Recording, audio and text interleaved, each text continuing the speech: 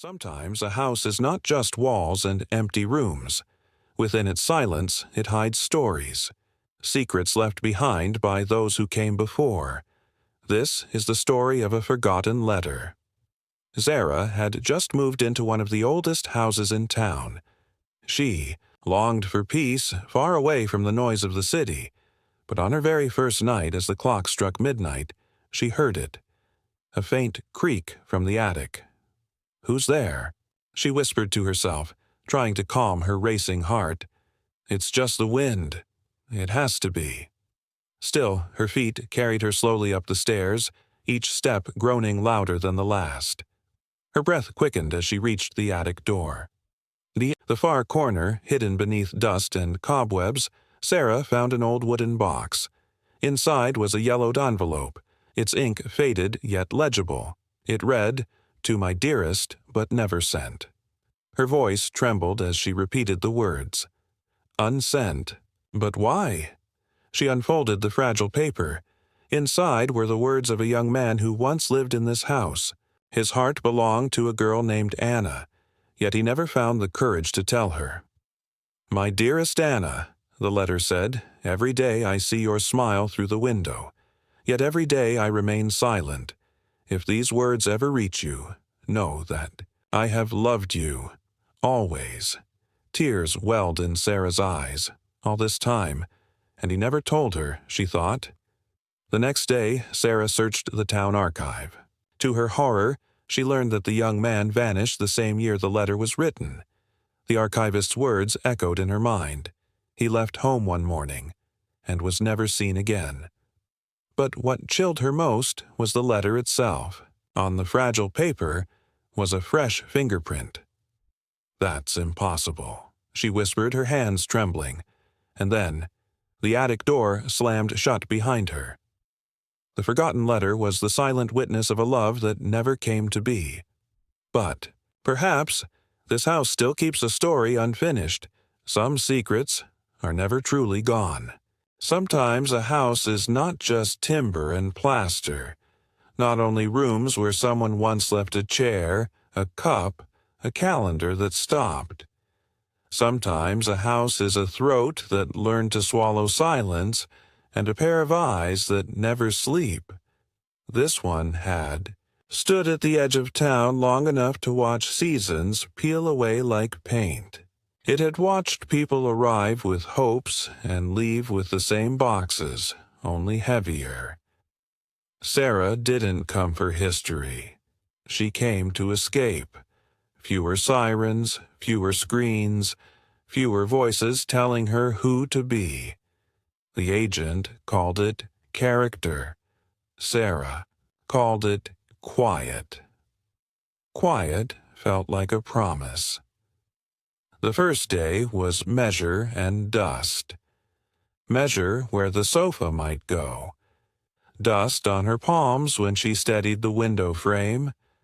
The house replied with small groans, as if stretching after a long sleep. She wiped the glass and found her own face looking back, tired but stubborn, a face that didn't want to be chased anymore. By evening, the light turned thin and copper. She unrolled a mattress in the front room, ate an apple over a cardboard box, and listened to the strange grammar of unfamiliar wood. When midnight drew a straight line across the clock, the quiet snapped. From above, a sound. Not a footstep exactly, not a knock. A complaint, the soft sort an old beam makes when air cools.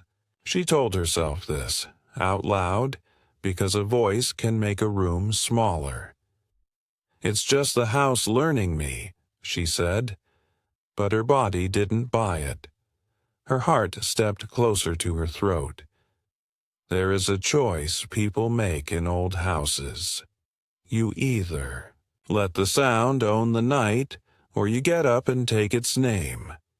She took the narrow staircase, hand sliding on a rail polished by strangers. At the landing, her phone shoveled a cone of light through dust.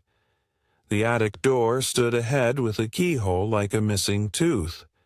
When she pushed, it resisted, then surrendered, breathing out air that smelled of wood smoke and paper. If the house had a memory, it stored it here. Slanted rafters, a single dormer window for a reluctant moon, and islands of boxes with the same faded handwriting. Winter. Books. Anna. She paused at the last one. The name did what names do. It lifted something. Inside her she didn't recognize. She knelt. The tape had petrified, but the cardboard gave with a papery sigh. Inside, fabric scraps washed pale, a chipped teacup wrapped in pages of an old newspaper, a photograph of a porch with 2 empty chairs.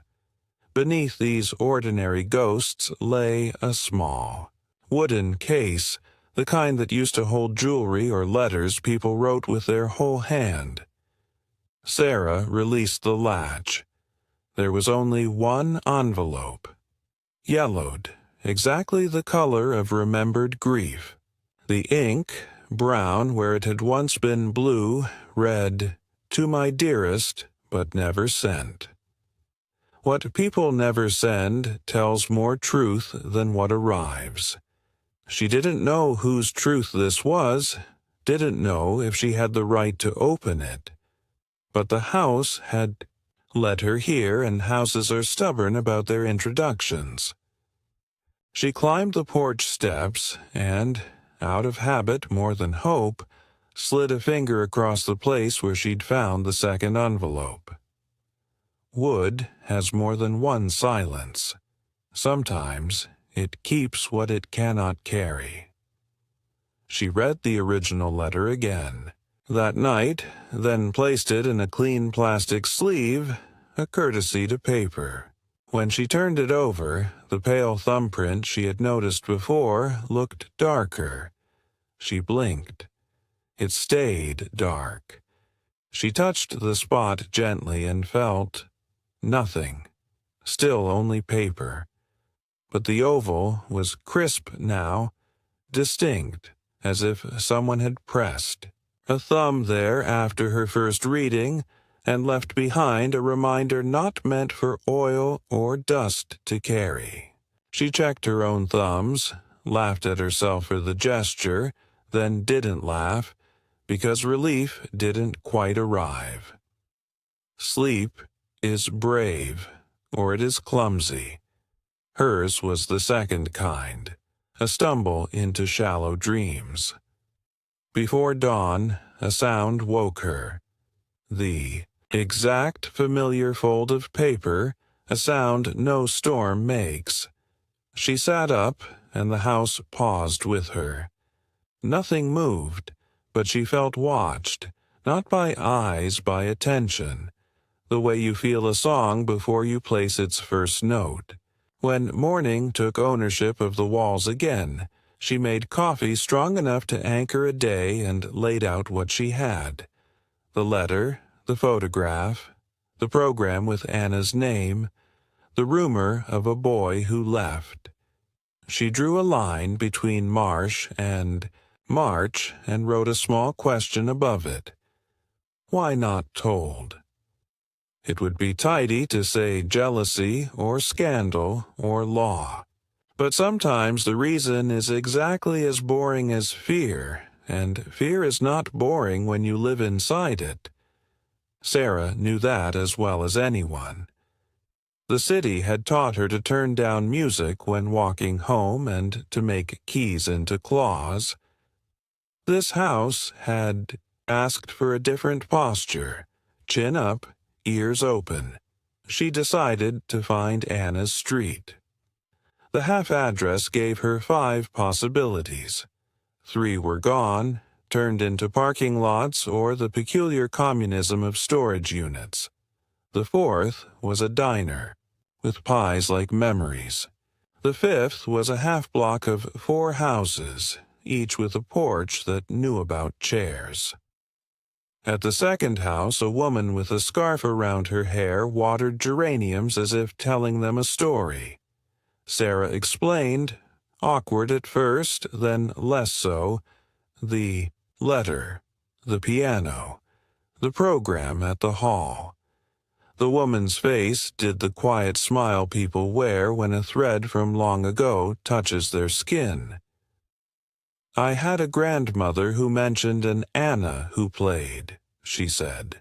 "Said the girl could hold a room still. Said she never married. Some hearts pick one thing and keep it." "Did she say why?" "She said the girl had once packed a suitcase for a train and unpacked it the same night. That's all." Which is another way to say something happened we don't say. On the walk back, Sarah tried the belongings of gratitude on a day that had not promised them. She came home lighter than she'd left, the way you do when strangers lend you a fragment. At the front door, she hesitated. Habit now, and listened.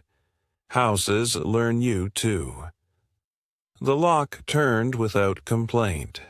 The attic had become the room where she spoke softly.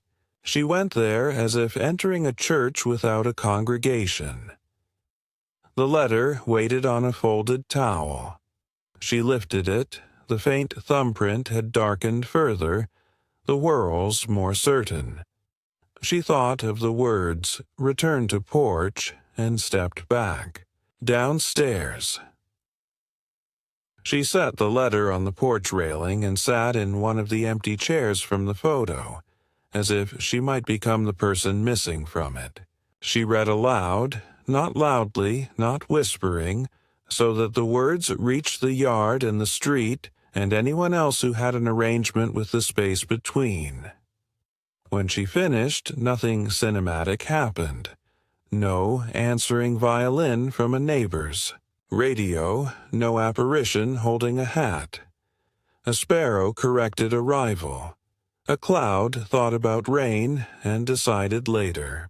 But she felt something ease, not in her, in the house, as if a bowline had been loosened. She left the letter outside while she made tea. When she returned, there was dew on the railing and a circle as clean as a pressed coin where the envelope had rested. The thumbprint had smudged again, not darker, not lighter, only different. She had the absurd thought that the letter was keeping score. Inside, she slipped both envelopes, the one from the attic and the one from below the porch, into the wooden case, closed it, and placed it on the mantel where afternoon might warm it. Paper loves light until it hates it. We imagine the past as finished. Sometimes the past imagines us as tools. In the following days, Sarah lived like people live. She unpacked plates, learned which floorboard could break a secret, found a rhythm for the kettle that didn't wake the house. But each evening, she allowed herself 1 hour with the letter, not to pull at it, only to keep it company. She learned the weight of its pauses, how always looked heavier than loved, and how the hand pressed harder at the end as if the writer had braced himself against his own restraint. She tried reading it at different places: the porch, the attic, the front room where the sun performed its slow disappear. She tried reading it at different times, once at dawn, once in a storm. The house preferred storm. Thunder made its own cathedral. She wrote down what she couldn't prove, that the letter came closer to being mailed than its pale stamp mark suggested, that someone other than Sarah had touched it after it lived in the attic, that return to porch was instruction, not nostalgia. Each note steadied her, not because it concluded anything, but because it made her a witness who wasn't guessing. On E. The fourth night, rain stitched the dark to the windows and the house relaxed, the way bodies do under a blanket. Sarah lit a candle on the mantel beside the wooden case and turned the photograph of Anna face up. The young woman's mouth had the question some musicians wear when a song refuses to end. Sarah read the letter once more, then rested her hand over the case as if greeting a sleeping thing. When she lifted her palm, there was a fine trace of dust that her skin had gathered. In it, the faint outline of whorls that were not hers. She blinked, and the dust rejoined the world of dust, as uncommitted to meaning as ever. Maybe this is the part where I should give you the twist you think you want. The trunk with a confession. The town elder with a perfect memory. The train schedule that explains a suitcase. But the truth is usually less obedient. Sarah did find one more thing, months later, when leaves had learned to let go. Behind a false back in the wooden case lay a ticket stub folded to a sliver. A rail line north, the date smudged, the ink determined to drown. On the reverse, 3 letters. A.M. It could mean morning or Anna March or 1,000 other honest lies. Sarah allowed it to be all of them. What she kept, more than facts, was practice. Each time she read the letter on the porch, she felt the house breathe with her. Each time she set it back, the thumbprint changed in ways that made no sense, and perfect sense. Some evenings she said the words without holding the page, and they sounded as if they had been waiting in her mouth. She began to understand the smallest consolation of an unsent letter, that writing is a kind of arrival even when the train stays parked. Once, in the hardware store, the owner handed her a bag of hooks she hadn't paid for. "For the frames," he said, not explaining which frames. "For whatever you decide to keep looking at." She thanked him and didn't mention that she was already looking at everything differently.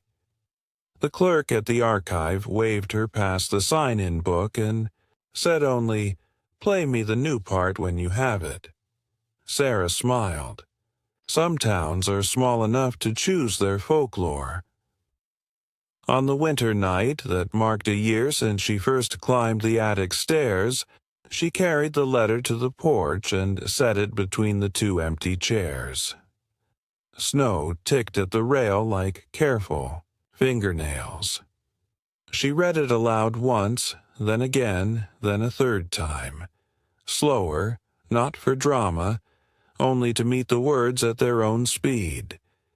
When she finished, she didn't add anything. She let the quiet arrive whole. In the morning, the envelope was rimed with frost and perfectly dry beneath, as if the porch had decided to keep something warm. The thumbprint was pale again, like a healed bruise. She took that as permission. Not to stop. Not to begin again, simply to go on living with an honest ghost. Sarah placed the letter back in its sleeve, returned it to the wooden case, and left the case on the mantel where it could keep listening. Some objects want to be used. Some want to be kept. A few want to be heard.